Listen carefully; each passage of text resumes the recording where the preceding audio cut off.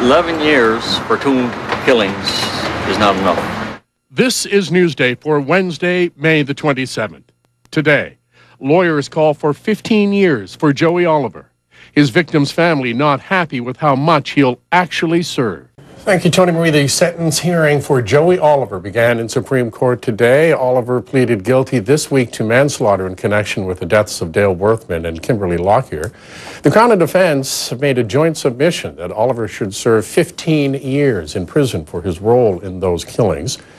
Oliver has already spent 2 years in custody, and both sides have agreed he should be given a 2-for-1 credit for that time, which means he'll serve only 11 years if the judge accepts the Crown and defense submissions. The family of Dale Worthman, meanwhile, not happy about that, and Worthman's uncle spoke to reporters this morning outside of the courthouse.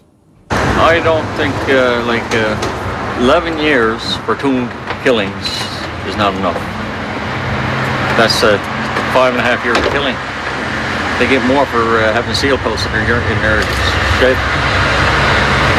But what do you think of, and it's been said in their argument at times, that if he had to come forward, this would never have been solved? Probably wouldn't have. You know, that's I don't do much up on it. But he came forward.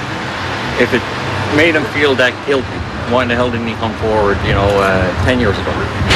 What do you think would have been an appropriate sentence? I would have at least 15. And that's not counting the double time he got, for 2-for-1. That's garbage.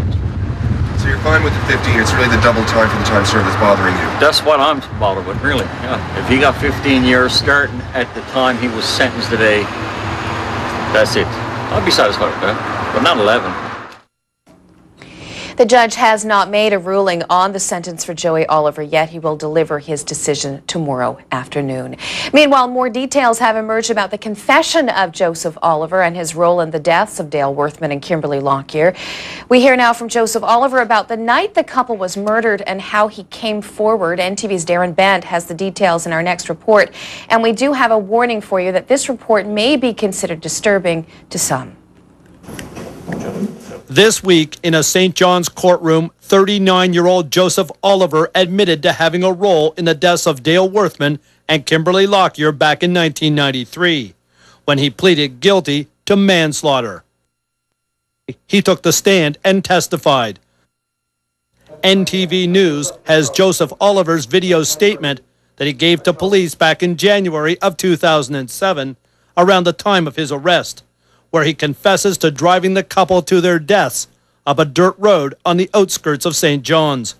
Was it your idea to kill Dale and Kim? No, I didn't know they were going to be killed. If I hadn't known they were going to be killed, I wouldn't have brought them here. That's the bottom line.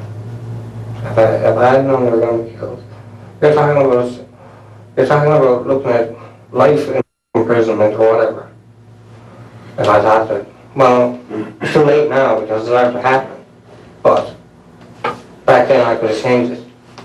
The court has heard that Mr. Oliver took Mr. Worthman there to get a beating from this man, Shannon Murrin, the man Mr. Oliver has accused of shooting the couple. Mr. Murrin has denied the allegations made by Mr. Oliver. But the court also heard that Kimberly Lockyer wasn't part of that plan.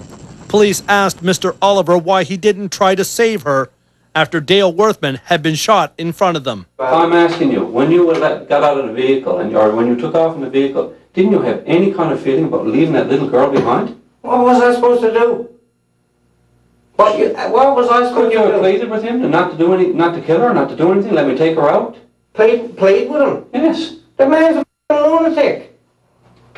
It's a plain out crazy, no conscience, cold-hearted lunatic. But you didn't know that before then? No. But at that time, what was I supposed to do? Some guy was after shooting a buddy of mine in front of me that was only supposed to give him a few bangs, a scare tactic or whatever he was had in his own way, and then turn around and change the whole situation around. I mean, I went in shock. I said, I was lucky I could help myself. At times on the tape, Mr. Oliver expresses remorse, saying he didn't come forward out of fear of Mr. Murrin. From something that I thought was going to be a beating turned into a murder. And if I could do anything to even change that, I would, but it's too late. And back then, he was always threatening me, and it was like he had a hold on me. Joseph Oliver came forward to police and confessed after local psychic Shelley Stokes convinced him to do so. And the prosecution has said that if it wasn't for Joseph Oliver, this murder mystery would have remained unsolved until this day, leaving the families with no sense of what happened to their loved ones. Mr. Oliver, who now faces a possible life sentence in jail, will find out his fate in a courtroom tomorrow.